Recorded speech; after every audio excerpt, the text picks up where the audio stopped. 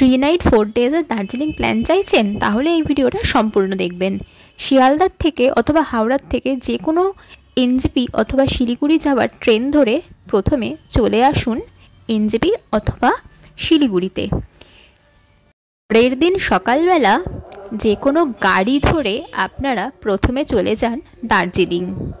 দার্জিলিং যাবার পথে আপনারা কী দেখবেন সেগুলোও কিন্তু নোট করে নিন। আপনারা কার্শিয়াং হয়ে দার্জিলিং যেতে পারেন, তাহলে সবার প্রথমে আপনারা দেখে নিন রোহিণী ভিউ পয়েন্ট। তারপর আপনারা চলে আসুন ডাউহিল। ডাউহিলের অপরূপ সৌন্দর্য দেখতে দেখতে আপনারা কিন্তু সত্যি একটা অন্য রকম জগতে পৌঁছে যাবেন, এটা আমার guarantee. Rohini view point, Kurseong, Dowhill এগুলো দেখে ঘুম স্টেশনের পাশ দিয়ে আপনারা পৌঁছে যান আপনাদের বুক করা হোটেলে ফ্রেশ হয়ে বিকেলে বেরিয়ে পড়ুন দার্জিলিংয়ের ম্যাল রোডে ঘুরতে। সেখানে গিয়ে আপনারা টুকটাক খাওয়া দাওয়া কেনাকাটা করে এই গ্লেনরিজের সামনে ছবি তো অবশ্যই তুলতে হবে, সেসব কিছু করে নিয়ে পৌঁছে যান আবার হোটেলে গিয়ে রাত্রিবেলা খাওয়া দাওয়া করে ঘুমিয়ে পড়ুন। দার্জিলিংয়ে প্রথম দিন সকালটা আপনারা শুরু করুন কেভেন্টার্সের ব্রেকফাস্ট করে। তবে এখানে কিন্তু ঘন্টা দেড়েক মতো লাইন আপনাদেরকে দিতেই হবে, তাই আমার মতে হোটেল থেকে বেরোনোর সময় হালকা কিছু খেয়ে তবেই কিন্তু লাইনে দাঁড়াবেন। কেভেন্টার্সে ব্রেকফাস্ট শেষ করে আপনারা চলে আসুন দার্জিলিং জুতে। সেখানে টিকিট কেটে দেখে নিন দার্জিলিং জু, একদমই হতাশ হবেন না। তারপরে দেখে নিন HMI, এবং এখানে HMI এর যে মিউজিয়ামটা রয়েছে সেটা কিন্তু অবশ্যই দেখবেন, এটা কিন্তু মাস্ট রেকমেন্ডেড। HMI মিউজিয়ামের ভেতরে কোনো রকম ফটোগ্রাফি বা ভিডিওগ্রাফি অ্যালাউ নয়, সেটা মাথায় রাখবেন। এরপর আপনারা চলে আসুন চিত্রে টি গার্ডেনে। এরপর আপনারা দেখে নিন জাপানিজ টেম্পল এবং পিস প্যাগোডা। এই জায়গাটা দেখার আগে আপনারা অবশ্যই আপনাদের দুপুরের লাঞ্চটা করে নেবেন। এই সবগুলো কিন্তু আপনাদের করতে একদিন সময় লাগবে। এর মধ্যে কিন্তু আপনারা রোপওয়েটাকে কোনোভাবেই অ্যাড করবেন না, কারণ রোপওয়ে যদি আপনারা যেতে চান তাহলে সম্পূর্ণ গোটা একটা দিন লাগবে রোপওয়েতে। তাই এই সমস্ত লোকাল সাইট সিনগুলো করে আপনারা বিকেলে চলে আসুন দার্জিলিং ম্যালে।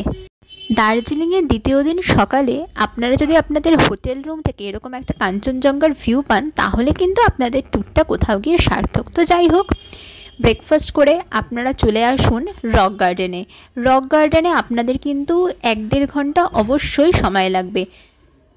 রক গার্ডেনে কিন্তু দুটো দিক রয়েছে, একটা দিকের সিঁড়ি দিয়ে আপনারা ওয়াটারফলসের একদম ওপরে যেতে পারবেন, আর আরেকটা দিক থেকে কিন্তু আপনারা জঙ্গলের ওপরে যেতে পারবেন।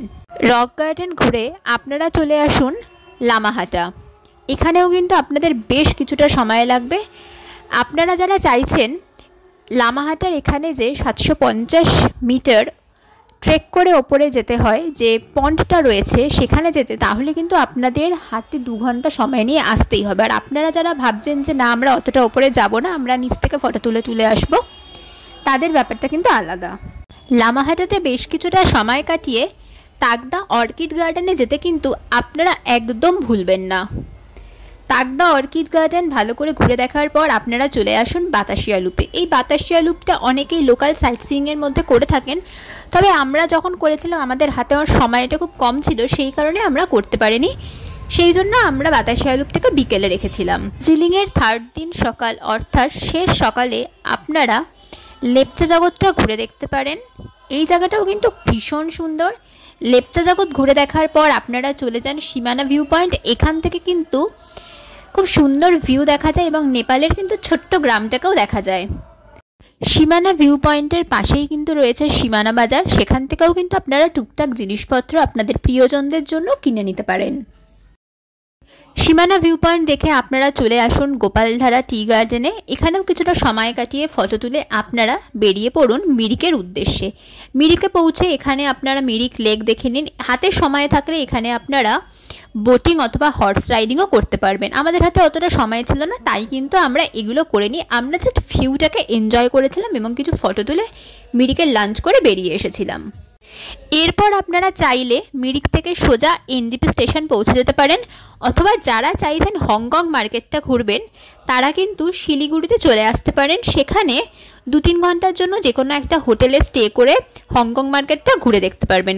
তবে আমার মতে এইটা একটু হেট্রিক হয়ে যায়, কারণ শিলিগুড়িতে কিন্তু রাস্তায় প্রচণ্ড জ্যাম থাকে। তাই আমার সাজেশন হবে আপনারা মিরিক থেকে ডাইরেক্ট এনজেপি চলে যান। এরপর আপনারা এনজেপি থেকে আপনাদের বাড়ির উদ্দেশ্যে ট্রেন ধরে পৌঁছে যান বাড়ি।